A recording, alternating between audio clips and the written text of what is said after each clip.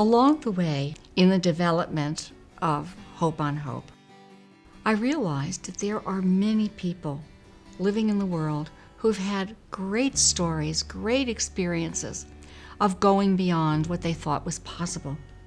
Some of those people I have asked to be heroes on hope. What I learned is that being a hero is never what they want to be. It's only what they become when they follow their passion, when they follow their hearts, and when they want to make a difference, not only for themselves, but for the rest of the world. That's what makes the mark of a hero.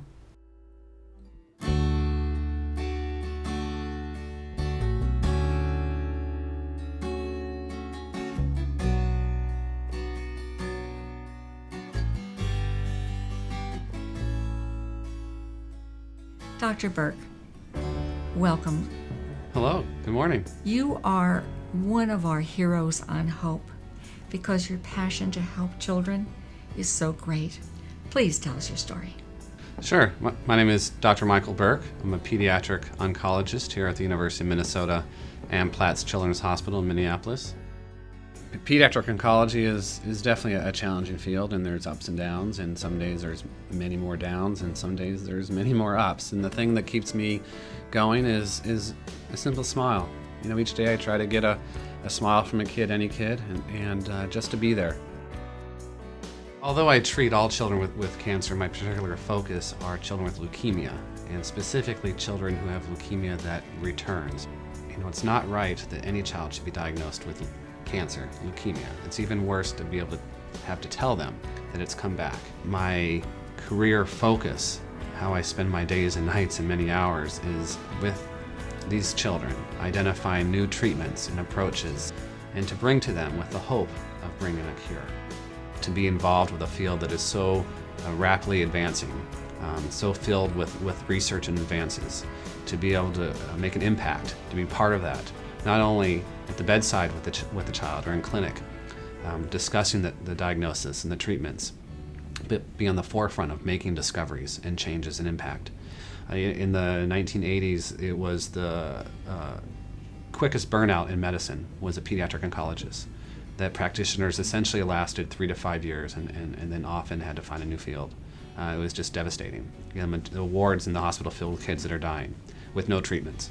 It's not like that today.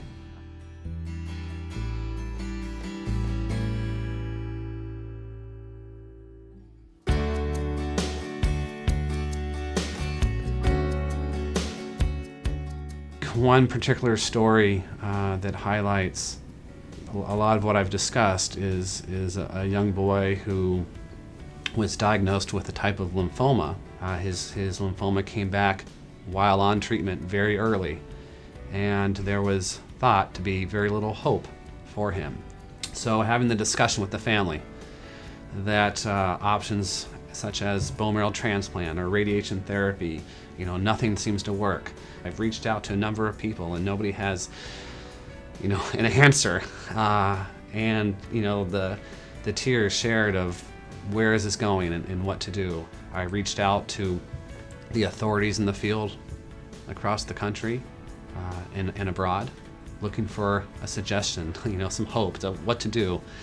And the responses were not good.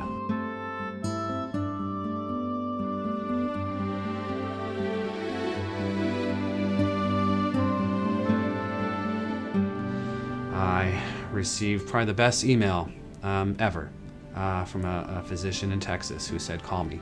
And so it was really a combination of the discussion I had with him and my own ideas of how to approach this that I developed a treatment plan that was untested and unknown. His treatment lasted about a year. His lymphoma didn't come back during that time.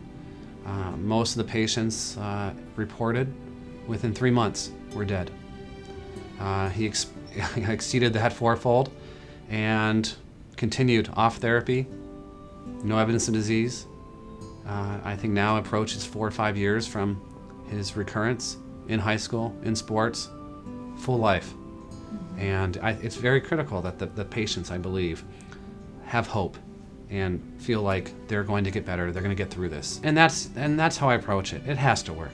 There is no alternative. You know, I don't like to think about the alternative not working. Everything needs to be focused on the positive, that it will work.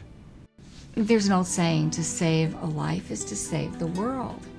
Tell me about this new grant you have that will move you toward that mission. And I came across a group of drugs that are able to change the behavior of this leukemia. But I needed to find money to support this trial, and so that led to an application to the National Institute of Health, NIH, to support this clinical trial.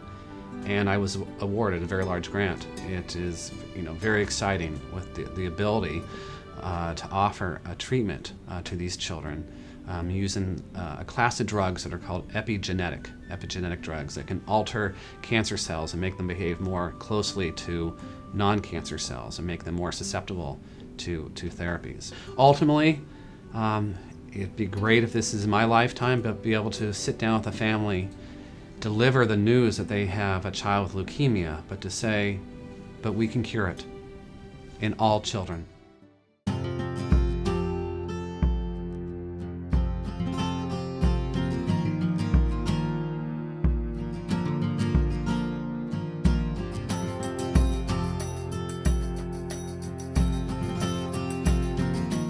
What really inspires me about Dr. Burke, certainly it's the work that he does to help save the lives of children. But in addition to that, what I found so inspiring was that there came an aha moment in his life, as there does for almost everyone who becomes a hero, when something happens that makes them want to work harder, to do something different, to make a bigger difference in the world than they already were.